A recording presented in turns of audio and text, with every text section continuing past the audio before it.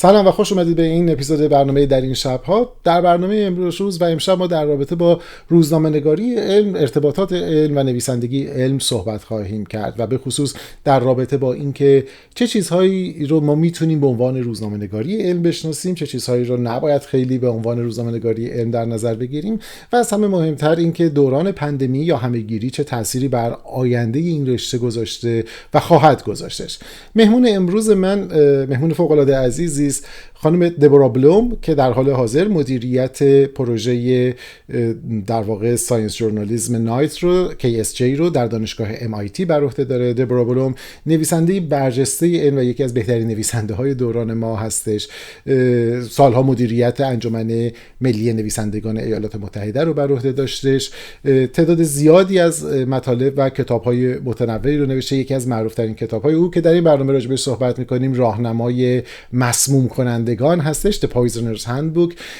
در سال 92 زمانی که در واقع خبرنگار علمی و گزارشگر علمی ساکرامنتو بی بودش، مجموعی از گزارش‌ها رو در رابطه با آزمایش‌های پزشکی بر روی میمون‌ها و شرایطی که این میمون‌های آزمایشگاهی نگهداری میشن نوشت. بعداً این مجموعه در قالب کتاب مانکی وارز در واقع منتشر شدش. این مجموعه گزارش‌ها برای او جایزه پولیتزر رو در سال 1992 برای بهترین گزارشگری در واقع به همراه آوردش و بعد از اون بارها و بارها در واقع گزارش‌های او مورد ارجاع هستش. هم در مرکز KSJ در MIT مجله مجله آنلاین آندارک زیر نظر او منتشر میشه و به هر حال شما اگه به دنیای روزنامه‌نگاری علمی علاقه‌مند و آشنا باشید، محاله که اسم او رو نشنیده باشید و با کارهای دبورا بلوم آشنا نباشید. آخرین کتاب منتشر شده او در سال 2018 The Poison Squad هستش، کتابی که به داستان در واقع فرایندهای کارهای شیمیدانها برای افزایش ایمنی غذایی و نقش کارهایی که برای سالم‌تر کردن غذای ما ساخته شده انجام شده. دعوت من رو خانم بلوم قبول کردش که در این گفتگو شرکت کنه. لطفاً به این گفتگو توجه کنید.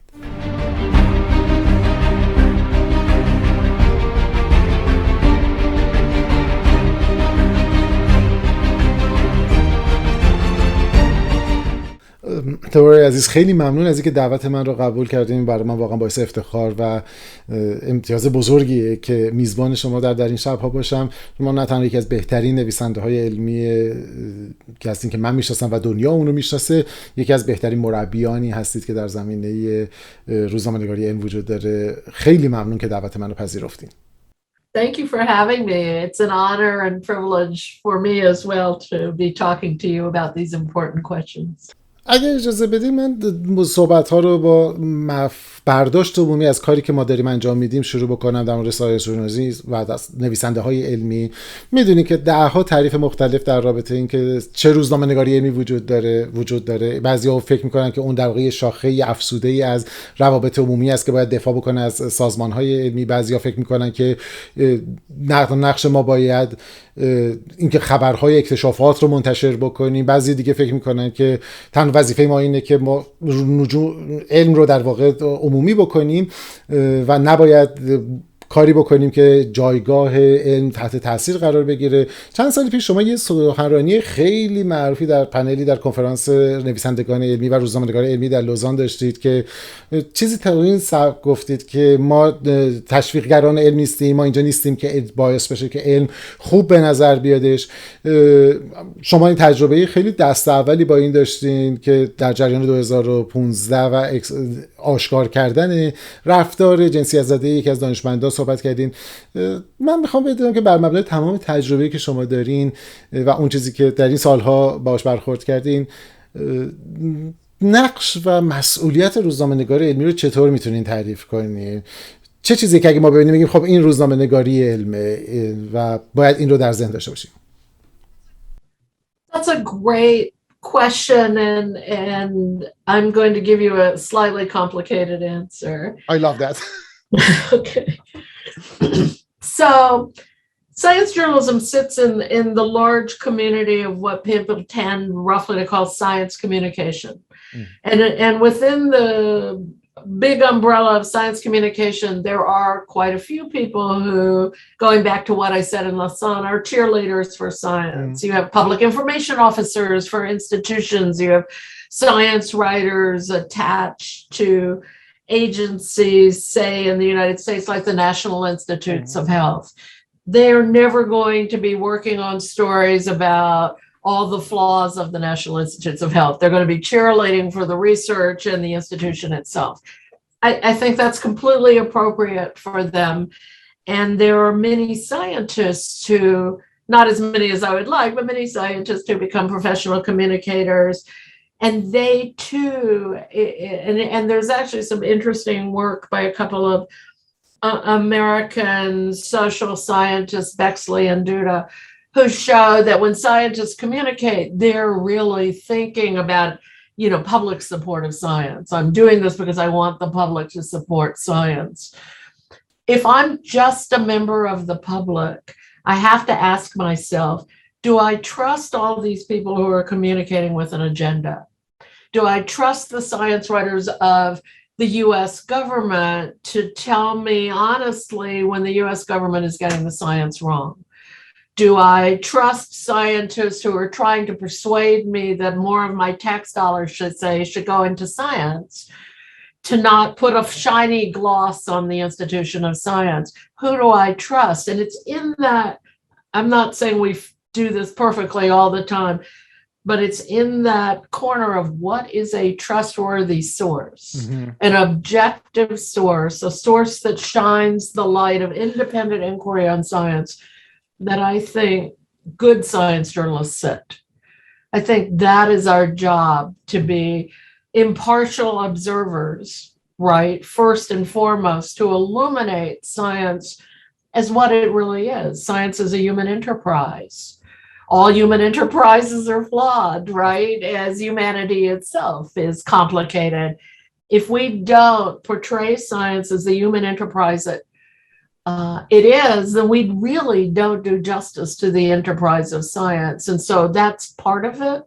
The other part of it, and this I would argue to you, we need to do better, is that we are, when we're illuminating science, we are explaining it. We want people to understand how it works, right? And from my own perspective of someone who has written primarily about toxicology for the last decade, I think of myself as, the creator of a roadmap. How do we navigate the chemical world that we live in? What can I tell my readers or listeners or viewers about, how to apply common sense to this complicated chemical world around us? And I think it's important for us to understand that too, that when we're writing about science, we're providing people with decision-making tools and theoretically objective decision-making tools.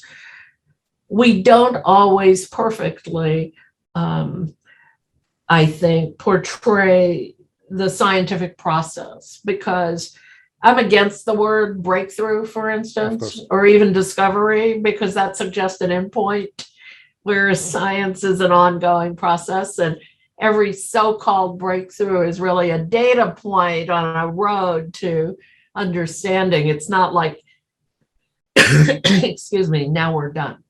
And so, because journalism tends to be event-driven by nature, and because science is a process, I think we still wrestle with that culture class. And I think we do a disservice, and now I'm going to be critical of this, although it's way beyond your question, so then I'll stop. But I think we do a disservice in the sense that when we're trying to portray science accurately, as a human enterprise, as an inquiry into understanding the world around us, that's what science really is. We also have to give people a working knowledge of how it works. We don't always do that well, so that when knowledge is a moving target, you could see this with COVID-19. We think that surfaces are incredibly dangerous and everyone should be sterilizing their groceries. Oh no, we were wrong about that. That's not a screw up. That's just knowledge evolving.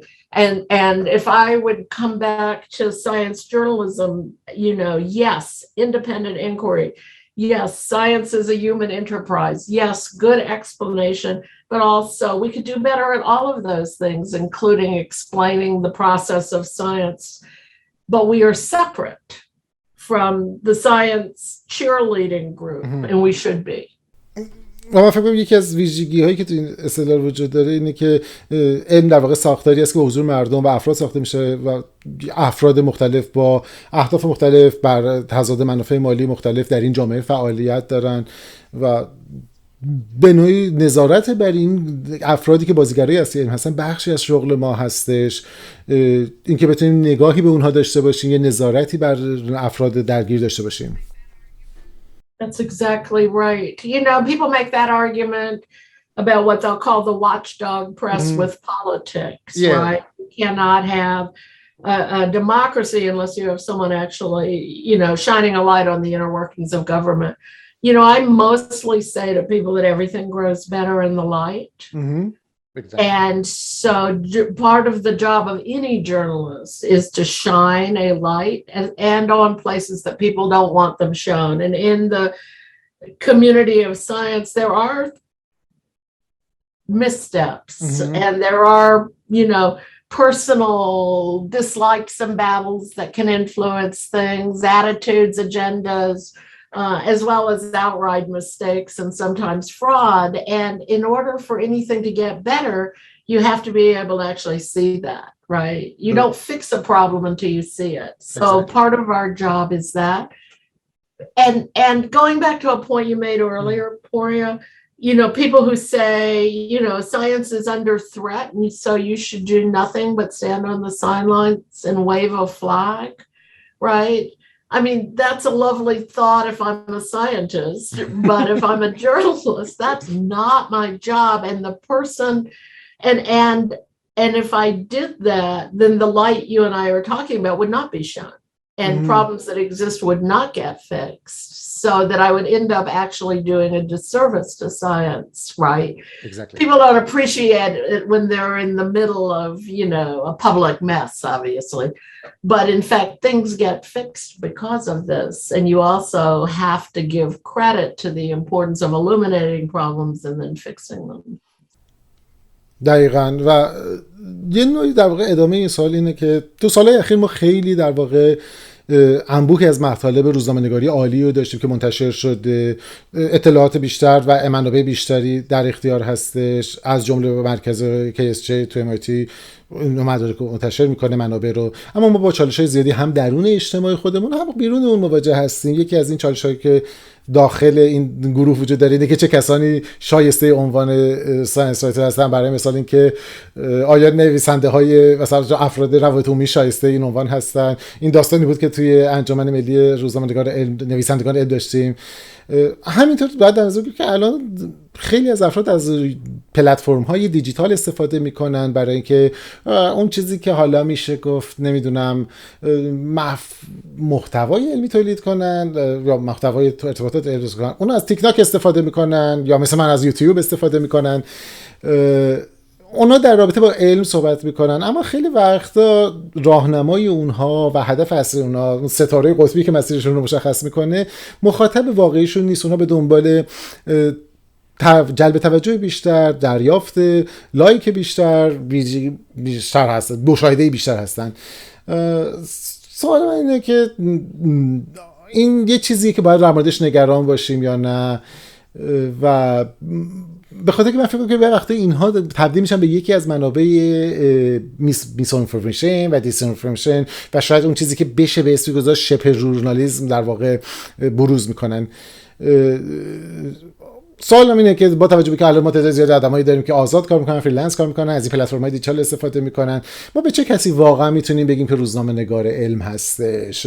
آیا بر مبنای نهادیه که روش کار میکنن یا بر مبنای روشیه که کار خودشون رو پیش میبرند؟ چه کسی روزنامه نگار علم یا نویسنده علمه؟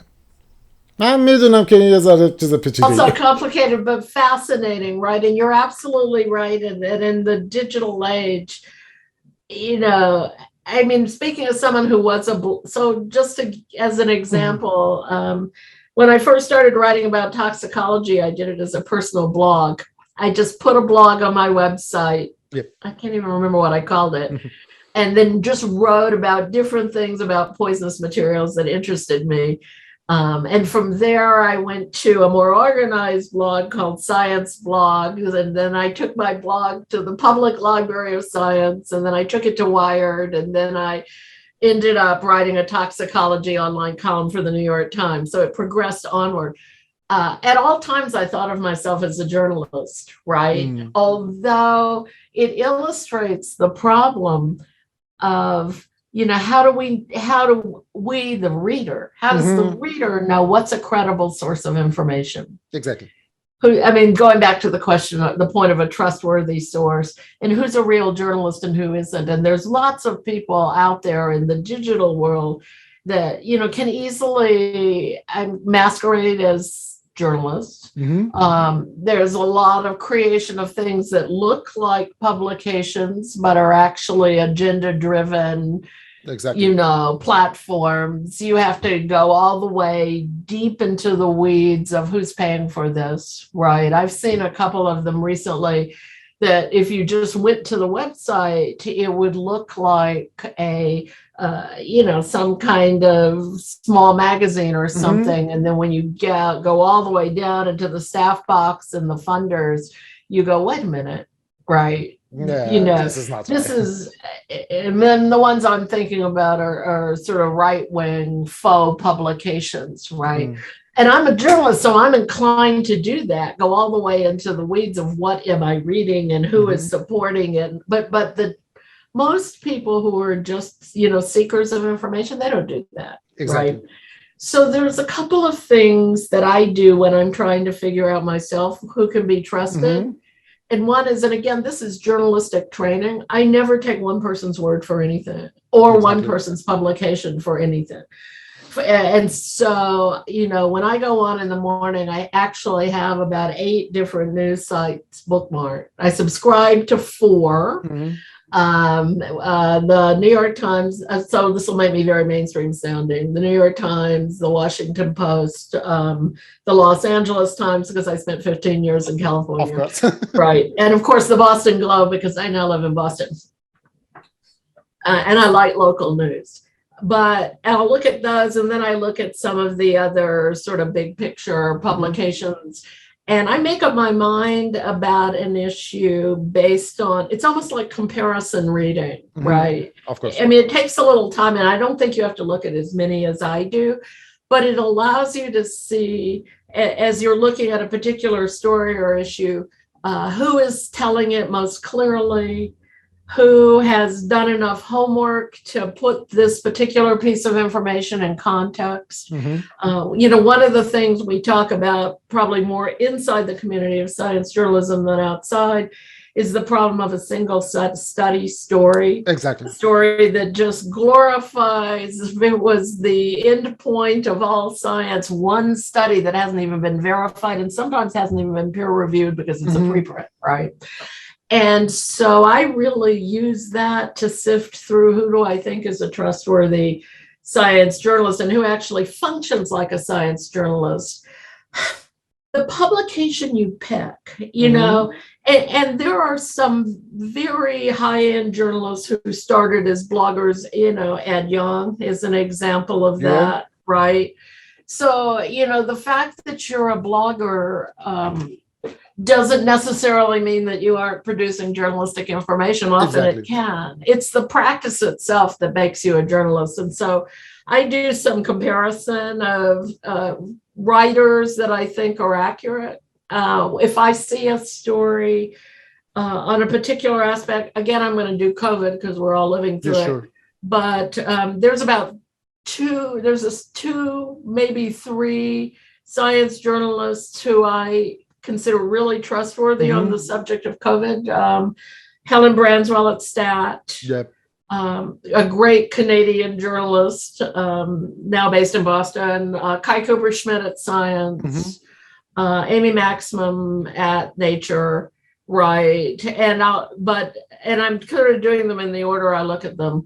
But, if I'll go and I'll say, okay, here's a big story. What is Helen saying? What's Kai saying? Yes. It's really help. And if you read their work, you'll have a very clear sense of what a good science journalist does in terms of giving context to a study, not only quoting the primary investigator, but other people, even people not affiliated with the study, right? All of the things that a good journalist does so that you get all the information you need to yourself critically evaluate the evidence, right? And really, high-end journalists, I mean, I'm mentioning stat and I'm mentioning science and I'm mentioning nature. I mean, there are other people, newspapers and magazines who I admire, and websites and radio stations and podcasts, but it's the practice itself. And the people I'm talking about are not going to end up in the Daily Stormer or Breitbart, right? So there are also platforms that I'm just like, no, right? I'll only read that if I'm trying to figure out, who's beating their drums about misinformation, right? Yes.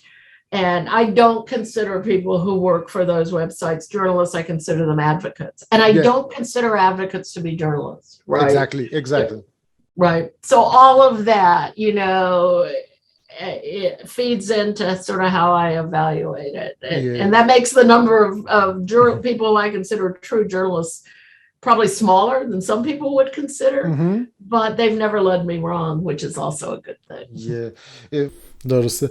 یکی از نکاتی که به نظرم تو اصطلاح شما هستش اینه که و خیلی مهمه اینه که به خصوص با شاهد رشد چیزایی مثل روزنامه نگاری راه حلگرانه یا روزنامه نگار مسئولانه هستیم، اینه که این مرز بین فعالین و اکتیویست ها و روزنامه نگاران داره محو میشه. ما این رو به خصوص در حوزه روزنامه نگاری محیط زیست میبینیم. فکر کنم گاهگداری خطرناک میتونه باشه و اونها اهداف خودشون رو دارن، حتی غیر خودآگاه ممکنه که پیش‌فرض‌ها یا سوگیری‌هایی رو داشته باشن که تاثیر بذاره و به نام علم اون رو جلوه بدن. و نکته دیگه که فکر کنم که شما اشاره کردین تو لایه زیرین صحبتتون این بودش که اهمیت مخاطب هستش، این که چقدر یکی از مهمترین در واقع توصیه‌ای که شما نوشته بودید تو کتابتون این بودش که به فکر مخاطبتون باشین، فکر کنید مخاطبتون کیه و چه کسی هستش. و بسیاری از کسایی که در این حاشیه و شبه روزنامه‌نگاری هستن اون مخاطب خیلی خاصی برای خودشون تعریف نمی‌کنن، بلکه تلاششون اینه که بیشترین تعداد رو بگیرن، نه اینکه در واقع ارتباط مشخصی رو با اون مخاطب برقرار بکنن. فکر کنم که این یکی از المان‌های مهم‌هایی هستش که تو این داستان وجود داره، اینکه ما بدونیم با چه کسی داریم صحبت می‌کنیم و چه چیزی رو می‌خوایم بهش منتقل بکنیم و این مخاطب رو تو ذهنمون نگه داشته باشیم. I agree with you. I think the question of audience is also a really interesting one. And here I'm going to sound like a writer with an agenda, but although you would never see this in what I do think that one of the good things that a good science journalist can do is reach an audience that's not around what I think of as the science campfire. Exactly. And the science campfire is scientists, they get it. And the super science literate who follow these issues all the time, right? And people who just love science. But the more interesting audience for me is the ones who've turned away from the campfire. Exactly. And you have a lot of people in the United States, for instance, that by the time they got out of high school, science had made them feel stupid. It's the way it's taught, really, right? And so we never like things that make us feel dumb, right? Exactly. So they graduated from high school kind of with an attitude that this makes me feel dumb, and also people who do it think I'm dumb. And so they're a little science hostile coming out of that, right? Without recognizing, I think, that science is an integral part of our everyday life, that we're always going to be making decisions based on science, be it how long do I boil this egg, or what's the quality of the air, or, is a mask something I should be wearing? And so that to me is the audience that matters. I'm a science for the people kind of person. And the audience that I usually try to write for, and certainly this would be true in books I've done like Poisoner's Handbook, right? I want it to be right. I don't want scientists coming over and saying, you screwed that up, right? That's really important. But the audience I'm trying to reach is not this campfire audience, right? I want them to, not feel stupid. There's no reason for science to make you feel stupid. All of us can get this. We don't have to run cell sequencers to understand how science works and to put it to use. And so, but I'm very aware of the fact that that's the audience that interests me. So I've only written once for Scientific American, and I wrote a piece for Scientific American on semiochemistry, which is the chemistry of communication between living things. I mean, pheromones, for instance, and, how it functions in human beings and how it functions in other species and what we know about it. And there I knew I was writing for what I'm calling the campfire audience. Yes, exactly. People who I could actually say semiochemistry and they would actually read it, right? Yeah. But if I was writing for a different audience, a women's magazine, which I've written for, then I wouldn't be spouting off terms like that, but I'd be trying to find ways in which people could say, oh yeah, I get that. I've experienced that. That's something that's interesting to me. And that is so rewarding. Exactly. So, that's the part. The Poisoner's Handbook is taught in a lot of high school chemistry classes, and I've done Zoom talks with high school chemistry classes around the country and talked at the National Association of High School Chemistry Teachers, and I love that, right? I mean, what a great audience to take teenagers who don't think chemistry is cool and say, here's something you don't know. Chemistry is super cool, right? Yeah, exactly. Right. So that is a cheerleading kind of thing. But I also see it as the foundation for being able to say, I'm not going to freak out about this particular chemical, or I need to protect myself against this. And we all need that. We all need the toolkit. برای کسایی که این کتاب هندبوک پویزنرز رو فوق‌العاده کتاب بی‌نظیریه. نه تنها خیلی اطلاعات توش داره، فوق‌العاده خوندنش جذاب، بی‌نظیره. Thank you. Yeah. I'm not really trying to overpraise myself, but that book is a nice balance of chemistry and murder. این فکر این که راجع به سم‌ها صحبت کنیم که چقدر این ترکیبات شیمیایی سم‌ها در اطراف ما هستن و ما میتونیم ما رو مسموم کنه، خیلی شگفت انگیز بود. Yes, I love, and I love that every chapter is a poison, but also has the chemical symbol. بله دقیقاً. من شنیدم یه داستان خیلی هیجان انگیزی راجع به پیشنهاد کردم، مطمئن نیستم که درسته یا نه چون دست دوم شنیدم، اینکه تو شما یه 2 صفحه‌ای I did. It was the most ridiculous, and this is me advising writers of the world not to do that, right? Because I saw. Do you want me to tell this story? Of course, please. Okay. So I had just finished a book, and I have had the same literary agent for years, and I had kept talking to her because that I wanted to write a book, a nonfiction book in which poisons were characters in the story. And I am a failed chemistry major. I started school as a chemistry major and only lasted a year, but I really do like the subject. And so after I had finished the previous book, she said to me, oh, just get it out of your system. Go ahead and write that poison book you've been talking about for years. And she said, but don't write a proposal. You've got just write a 2-page letter to your editor. Because when you sell a book, this is my editor at Penguin Press, who I still have, they have first option on a book. And so she said, just write a 2-page letter to your editor and make it delicious. And that was the word, right? I thought to myself as a writer, could I write 2 delicious pages that would sell a book? I mean, it was such a fascinating idea to me. So I went down to the library, did a bunch of research on poisons, and I wrote this 2-page letter to my editor about how I could poison my husband, right? And here's some fascinating stuff about poison that would enable me to do that. And then, of course, but I'm actually not planning to do that at this point. And I sent this off, and she bought the book, right? Based on this, I don't know if that would happen today, but based on this 2-page plan not to poison my husband, she bought the book. I got the advance. When you sell a book, you get an advance against royalties, and I spent it. And then I'm like, what in the world is this book about? I can't write a book about how I'm not poisoning my husband, right? I mean, the whole thing was so ridiculous. So I literally spent several months hysterically. I mean, I imagine myself in this sort of sweaty panic, trying to figure out what this book was about. I mean, I knew I wanted to write about poisons as characters, but I didn't want it to be an encyclopedia of poisons either, right? And finally, in the newsletter, the American Society for Forensic Toxicology, I found a reference to this scientist in New York. Alexander Gettler is the father of forensic toxicology in the United States. And I thought, okay, I'll just go get a biography of him, but there wasn't one.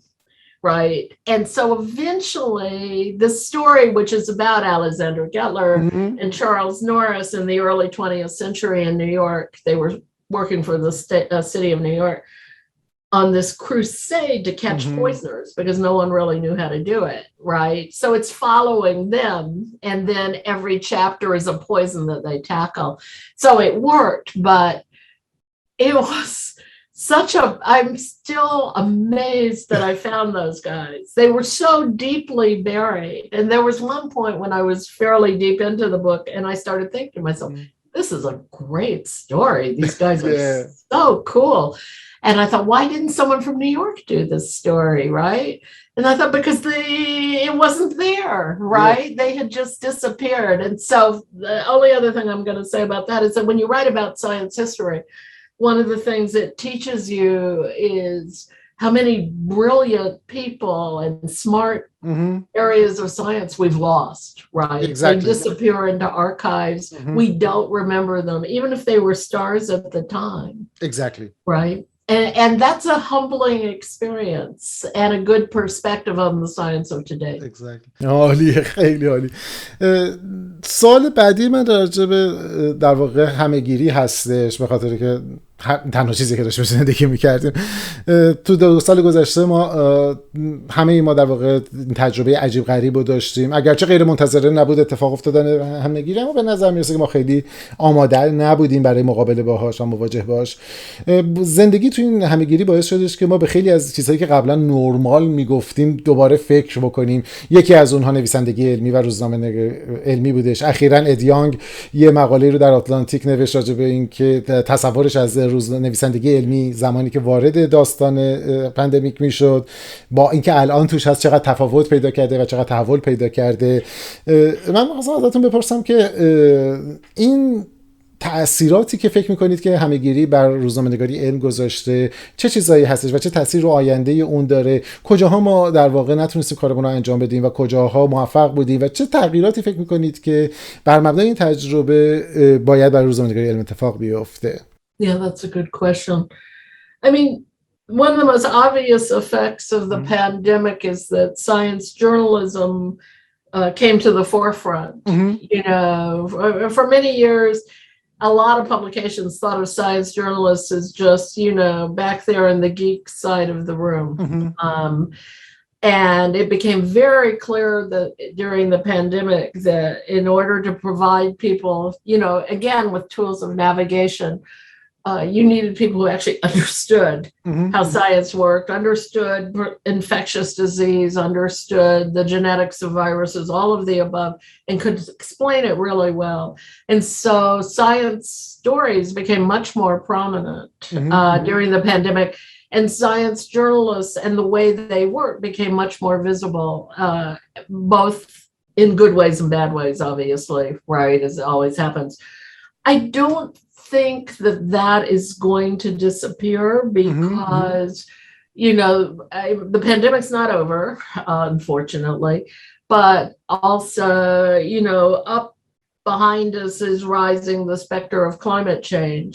Yes. And for that, we also need really smart, non-agenda driven science journalists to help us navigate it. I was thinking about what you said earlier, because when I got my grad degree in science writing and environmental toxicology from the University of Wisconsin, and I wanted at that point to be an environment writer. And after 2 years, I thought, I can't do this, right? Because I care so much about the environment. I couldn't separate myself from the story.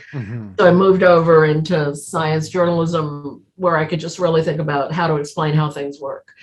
But so in the pandemic, we see this more visible nature of science journalism. And we're able, as you and I have been today, to deconstruct some of the things it does well and some of the things that could be improved. And we need, again, in the pandemic, it became very obvious, going back to one of the points I made earlier, that we really needed to be able to explain the sort of ongoing nature of the scientific process, so that people were not saying, well, you told us to wash our meat and now you're not, or early in the pandemic, I mean, you even had people like Anthony Fauci saying, I don't know that masks are necessary. Yes. Right. Because there was quite a bit of confusion early on as to how aerosolized this virus was. And it became rapidly, not even that rapidly apparent. Eventually, it became apparent this virus spread very readily through the air. And so the advice on masks changed. Right. And it would have been helpful, I think, if everyone had understood that that was a normal process. Exactly. We're going to say one thing, we're going to change our mind. So that puts a lot of weight on us, I think, again, to do better in explaining the sort of evolving nature of knowledge, right? It also became apparent in the pandemic that you could be a really great science journalist, tell everything right, put everything in perspective, provide nothing but accurate information, and be totally dismissed by a section of society that didn't like what you were saying, didn't want to hear that, and dismissed by people who see all of this as agenda driven, even if it isn't. Yes. And so the other thing I think that I'm going to mention that has come out of the pandemic is the problem of dealing with misinformation. And can we actually counter misinformation? I actually talked about this a little at the Science Journalism Forum, which is one of the global gatherings of science journalists. And I quoted one of my favorite 18th century professors of medicine on the value of repetition. And he's saying, everything has to be said at least 3 times. And it won't be until the 3rd time that it really penetrates. I'm paraphrasing usually. And sometimes I think it's more than that. And so this, again, is a challenge for journalism, because we tend to have in the profession, well, I already did that story, right? That's old news. Didn't I already write that story? And so it puts another weight on science journalists as a result of the pandemic to find what we tend to call new angles to, say the same thing over and over. Vaccines work, for instance, right? COVID is much more deadly than any of the vaccines. You'll see, just as an example, anti-vaxxers, amplifying the idea that COVID causes myocarditis. There was a quite flawed study out of Canada, actually, that overstated that risk by a factor of 25,000. Right? That was, and so we also want to quickly, correct those single studies. Again, a problem, a preprint, a single study, approach with caution. But also we need to find many ways to say that vaccines work, right? And so that our editors and our readers are not thinking, oh, I heard this again, and we're not saying I'm doing the same story again. And that's a new idea in journalism itself. Tell the same story again, right? Yes. Tell it until it penetrates. And I don't think that any of us have a brilliant idea of how to counter some of, speaking again of the digital era, some of this misinformation. Yes. And I worry, because of the internet, that people, partition off their sources of information in a way that even though I do give the right information 1,000 times, they're not going to hear it, right? Exactly. But I don't think we give up. So one of the things I think we have to do as journalists is to be really stubborn about telling the story indefinitely. And if I go back, into an example of that people always quote in public health, it's in the United States anyway, it's seatbelts, right? That when seatbelts were first introduced, people were furiously against them. You are mandating me put on this uncomfortable thing. This is my body. I can do whatever I want. And what happened was that journalists started in every story of a traffic accident saying, so-and-so was thrown from the car and died and they didn't have on a seatbelt, and so-and-so had a seatbelt and survived.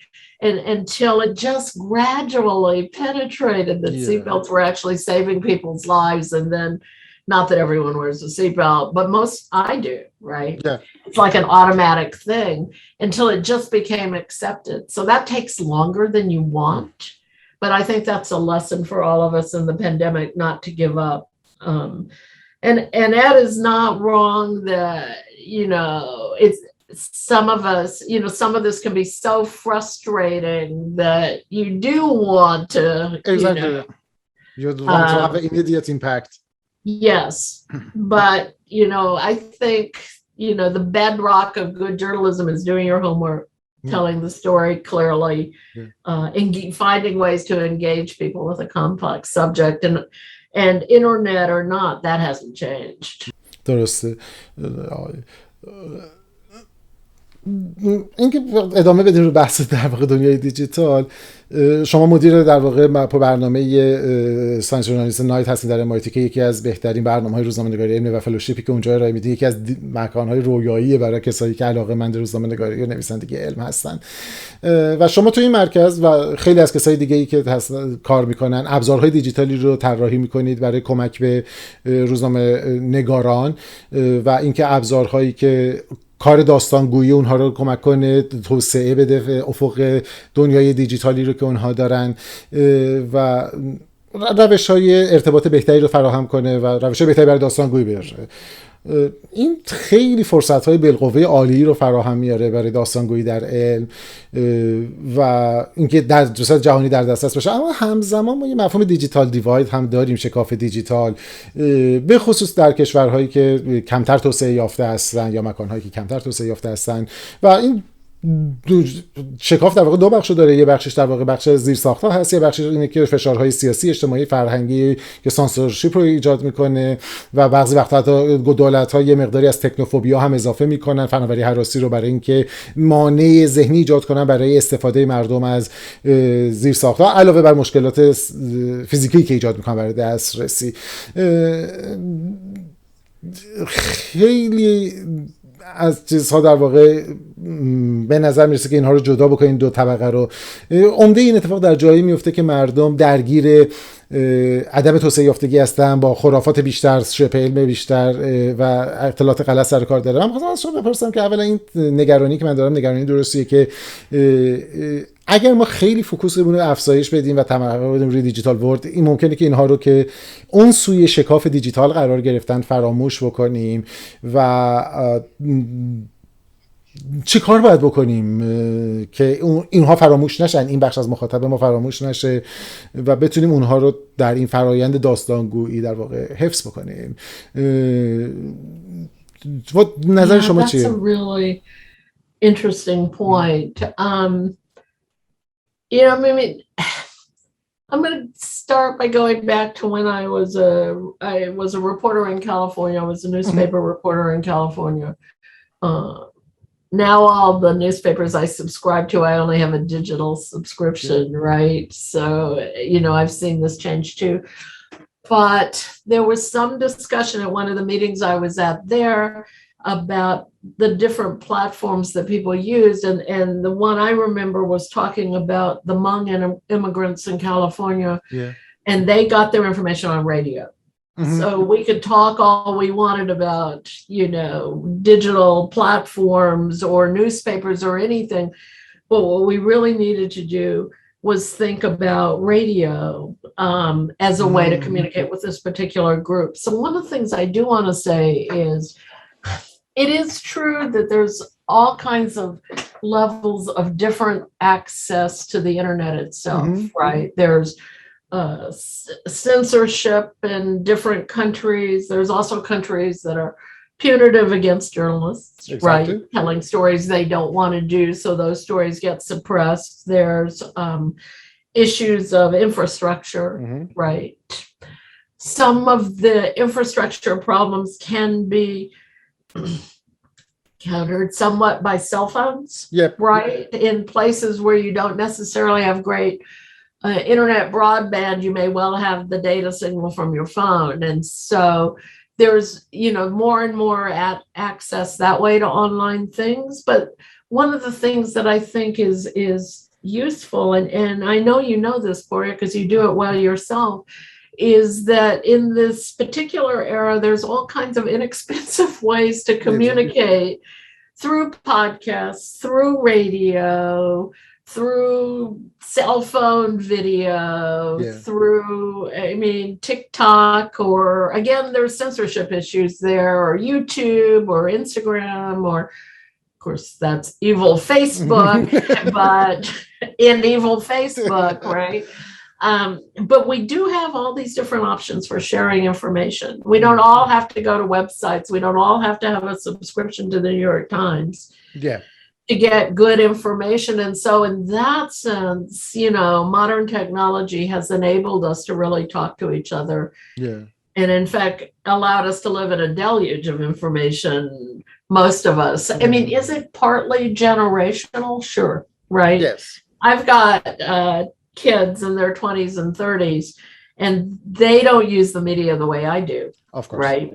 In any way. And the idea of going to a website and looking at a newspaper makes their eyes glaze over, right? And they I know are native of the digital age, we are immigrants. Yes.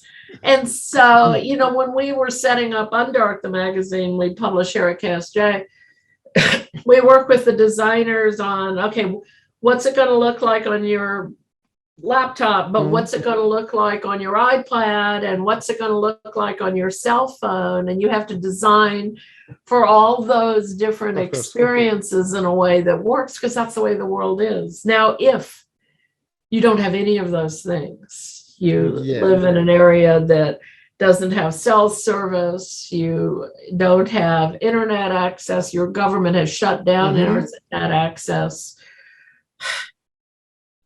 right, then that's a much more difficult thing to combat. And governments do that. Exactly.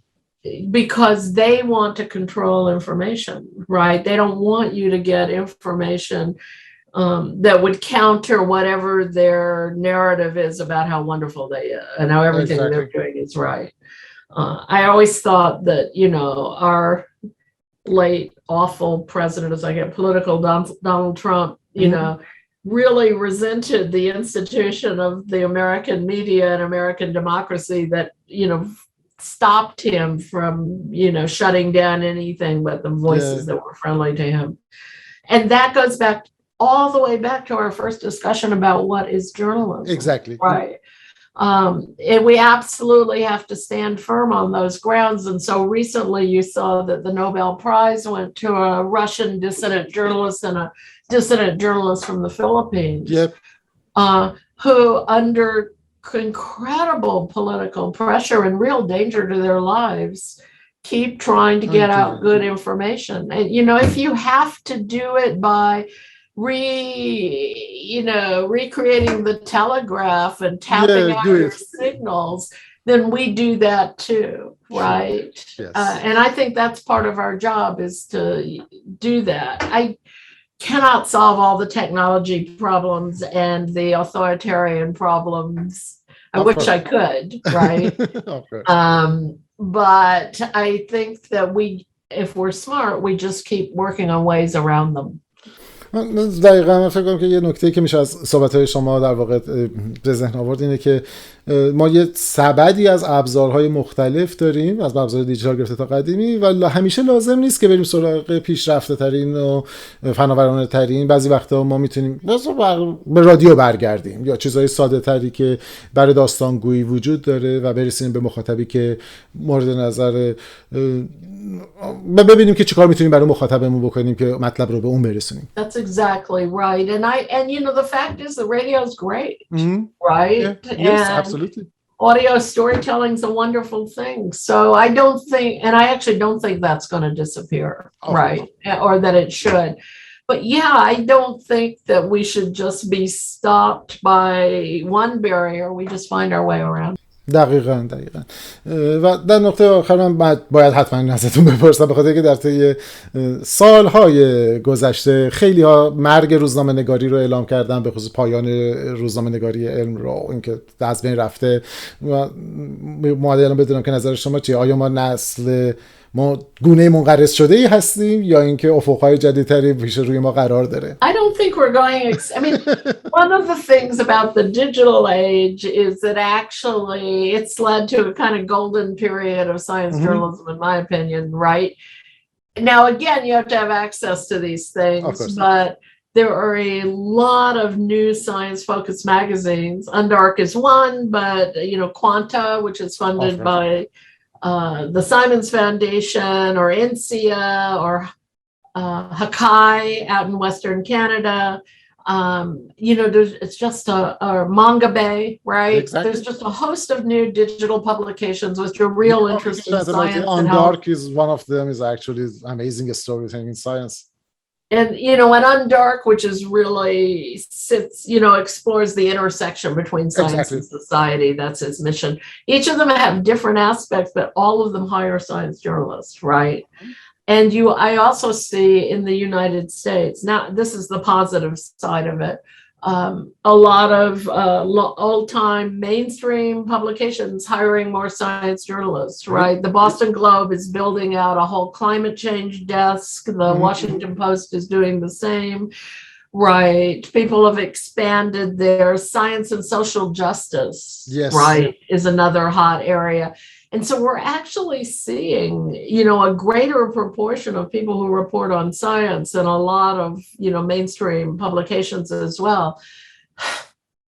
The counter to that is that journalism overall is having a tough time, right? And a lot of the publications that I'm talking about, from Stat to Undark, which is mine, to Hakai, or some of these papers that are really hiring on are on, I'm using the US again as an example here, but they're sort of in wealthy coastal high education areas.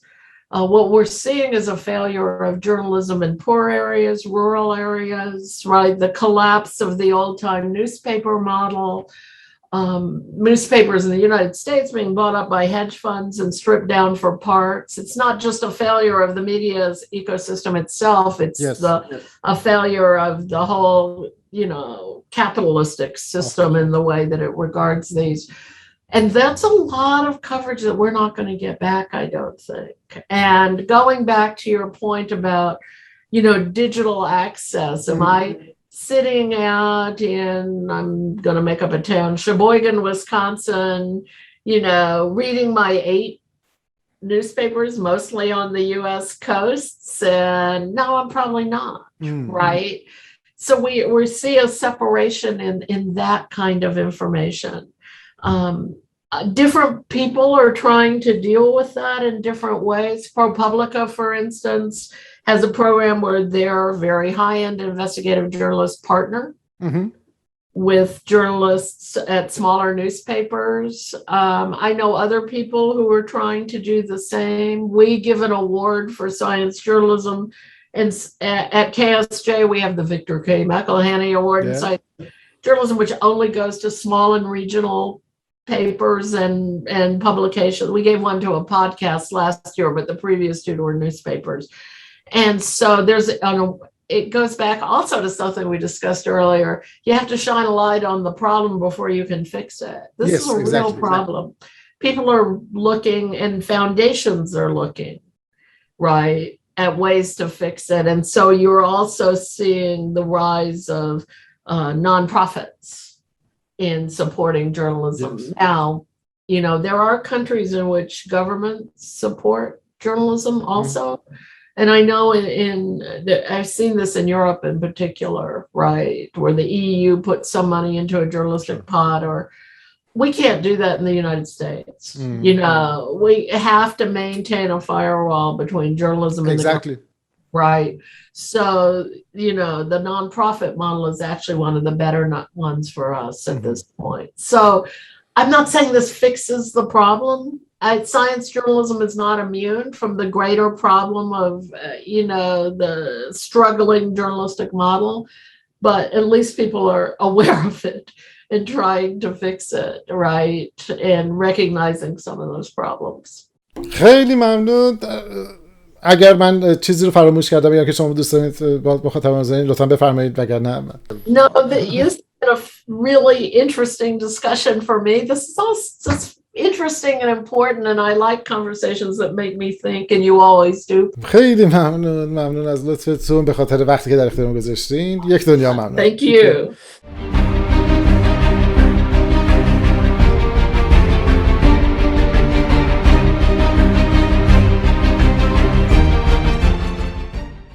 ممنون از اینکه گفتگوی من با خانم دبورا بلوم رو گوش دادید. اگر کسانی رو میشناسید که به دنیای روزنامه نگاری علم و نویسندگی علم علاقه‌مندن و فکر می‌کنید که این محتوا به دردشون می‌خوره، لطفاً هر جوری که صلاح می‌دونید و مهارتون ممکن هست به دستشون برسونید.